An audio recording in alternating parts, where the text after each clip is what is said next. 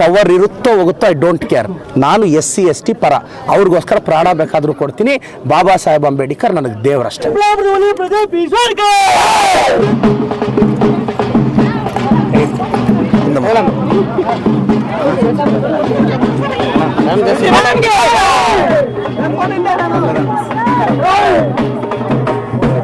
ಬಾಬಾ ಸಾಹೇಬ್ ಅಂಬೇಡ್ಕರ್ ಗೆ, ಬಾಬಾ ಸಾಹೇಬ್ ಅಂಬೇಡ್ಕರ್ ಗೆ, ಬಾಬಾ ಸಾಹೇಬ್ ಅಂಬೇಡ್ಕರ್ ಗೆ ಜೈ ಭೀಮ್, ಜೈ ಭೀಮ್, ಜೈ ಭೀಮ್. ಬಾಬಾ ಸಾಹೇಬ್ ಅಂಬೇಡ್ಕರ್ ಗೆ, ಬಾಬಾ ಸಾಹೇಬ್ ಅಂಬೇಡ್ಕರ್ ಗೆ. बोलो प्रदीप ईश्वर के, बोलो प्रदीप ईश्वर के, प्रदीप ईश्वर के, प्रदीप ईश्वर के, प्रदीप ईश्वर के. ಯರ್ನಾಗೇನಹಳ್ಳಿ, ಮೋಟ್ಲೂರು, ಕೊಂಡೇನಹಳ್ಳಿ, ನಾಸ್ತಿಮೇನಹಳ್ಳಿ ಒಟ್ಟು 5 ಊರು ಸುತ್ತಿದ್ವಿ. 5 ಊರಲ್ಲೂ ನಮ್ಮ ದಲಿತ ಸಮುದಾಯದವರು ಹೆಚ್ಚು. ರಸ್ತೆ ಕೇಳಿದ್ರು, ಅಲ್ಲಿ ಒಟ್ಟು 7 ಕಿಲೋಮೀಟರ್ ರಸ್ತೆ ಆವಲ್ ಬೆಟ್ಟದವರೆಗೂ. ಅದು 12 ವರ್ಷದಿಂದ ಯಾರೂ ಹಾಕಿಲ್ಲ. ಮತ್ತು ತುಂಬ ಇದು ಫಾರೆಸ್ಟ್ ಹೊರಟೋಗಿದೆ. ನಾನು ಚಿಕ್ಕಬಳ್ಳಾಪುರದ ಜನತೆಗೆ ಮತ್ತೊಮ್ಮೆ ಸ್ಪಷ್ಟಪಡಿಸ್ತಿದ್ದೇನೆ, ಇಂದಿನ ಶಾಸಕರಿದ್ದಾಗ ಲತಾ ಮೇಡಮ್ ಅವರು DC ಅವರಾಗಿದ್ದಾಗ, ಮತ್ತೊಮ್ಮೆ ಚಿಕ್ಕಬಳ್ಳಾಪುರದ ಜನತೆ ರೈತರು ಇದನ್ನು ಕೇಳಿಸ್ಕೋಬೇಕು, ಲತಾ ಮೇಡಮ್ ಅವರು ಜಿಲ್ಲಾಧಿಕಾರಿಗಳಾಗಿರ್ತಾರೆ, ಇವತ್ತಿನ ಸಂಸದರು ಆವತ್ತು ಶಾಸಕರಾಗಿರ್ತಾರೆ. ಅವರ ಅವಧಿಯಲ್ಲಿ ಸರಿಸುಮಾರು 20,000 ಎಕರೆ ಫಾರೆಸ್ಟಿಗೆ ಬರೆದು ಬಿಡ್ತಾರೆ. ನಾವು ಗೆದ್ದ ಮೇಲೆ ನಾನು ನಮ್ಮ ಮಿನಿಸ್ಟರ್ ಸಾಹೇಬರು ಕನಿಷ್ಠ ಒಂದು 8-10 ಮೀಟಿಂಗ್ ಮಾಡಿರ್ತೀವಿ ಈ ನಿಟ್ಟಿನಲ್ಲಿ.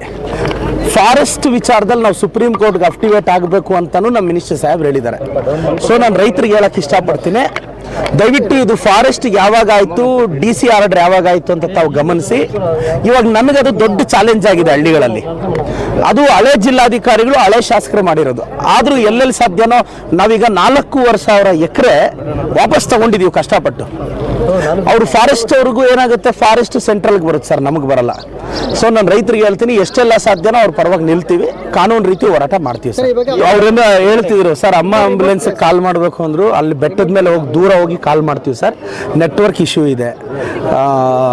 ಮಹಾನ್ ಭಾವ್ರು ಅದು ಯಾರು ಹೇಳಿದ್ರೆ ಏನೋ ಸಿಂಗಪೂರ್ ಎಲ್ಲ ಮಾಡ್ತೀವಿ ಅಂತ.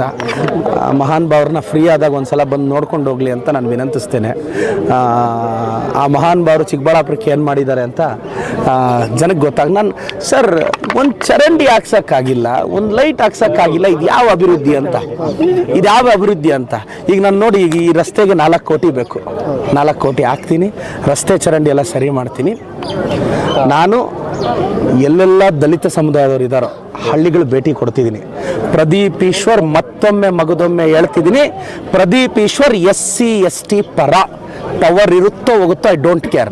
ನಾನು SC ST ಪರ, ಅವ್ರಿಗೋಸ್ಕರ ಪ್ರಾಣ ಬೇಕಾದರೂ ಕೊಡ್ತೀನಿ. ಬಾಬಾ ಸಾಹೇಬ್ ಅಂಬೇಡ್ಕರ್ ನನಗೆ ದೇವರಷ್ಟೇ.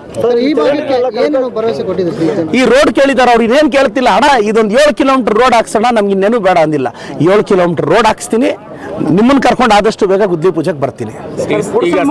ಮಾಡ್ತೀವಿ ಅಂತ ಹೇಳ್ತಿದ್ರು ಸರ್ ಹಿಂದೆ ಸರ್ಕಾರದವರು, ಎಷ್ಟು ನೋಡಿದ್ರಿ ಸರ್? ಅದಕ್ಕೆ ದಯವಿಟ್ಟು ಅವ್ರನ್ನ ಕೇಳಿ, BJP ಅವ್ರನ್ನ ಗುಡಿಸಲು ಮುಕ್ತ ಮಾಡಿದ್ರೆ ಎಲ್ಲೋ ಗೊತ್ತಿಲ್ಲ. ಅವರು ಸರ್ ಏಕಾಏಕಿ ಸುಮ್ಮನೆ ಸ್ಟೇಟ್ಮೆಂಟ್ ಕೊಡೋದು ಈಸಿ. ನೋಡಿ, ಈಗ ನಾನು 10 ಕೋಟಿ ರೂಪಾಯಿ ಅನುದಾನ ಎತ್ಕೊಂಡು ಗೊಲ್ಲಹಳ್ಳಿಗೆ ಬಂದೆ, ಗೊಲ್ಲಹಳ್ಳಿ ಪಂಚಾಯತಿಗೆ ಬಂದೆ. 5 ಹಳ್ಳಿಗೆ 10 ಕೋಟಿ ಆಗೋಯ್ತು.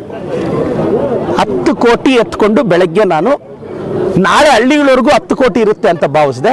ಇವತ್ತು 5 ಹಳ್ಳಿಗೂ 10 ಕೋಟಿ ಆಗೋಯ್ತು. ಈಗಾಗಲೇ ನಾನು PS ಹೇಳಿದ್ದೀನಿ, ಬರೆದು ಕಳಿಸ್ರಪ್ಪ, 5 ಹಳ್ಳಿಗೂ 10 ಕೋಟಿ ಹಾಕೋಣ. ಈ ರೋಡ್ಗೆ 5-6 ಕೋಟಿ ಅಂತೂ ಬೇಕು, ಕೊನೆವರೆಗೂ ಆಗೋಯ್ತು. ಈಗ ನೋಡಿ, ಅನುದಾನ ಎತ್ಕೊಂಡು ಬಂದೆ ಅಲ್ವಾ, ಹಿಂಗೆ ಅನುದಾನ ಎತ್ಕೊಂಡು ಹಳ್ಳಿಗಳಿಗೆ ಹೋಗ್ತೀನಿ. ನೋಡಿ, ಇದೊಂದು ಎಕ್ಸಾಂಪಲ್ ಎಲ್ಲರೂ ನೋಟ್ ಮಾಡ್ಕೋಬೇಕು. ಅನಿಮಿಯಾದಿಂದ ಒಂದು ಮಗು ನರಳುತ್ತಿರುತ್ತೆ, ರಾತ್ರಿ 2 ಗಂಟೆಗೆ ಕಾಲ್ ಬರುತ್ತೆ. ನಮ್ಮ ಹರೀಶ್ ಅವರೇ ಕಾರ್ ಲಿಫ್ಟ್ ಮಾಡ್ತಾರೆ.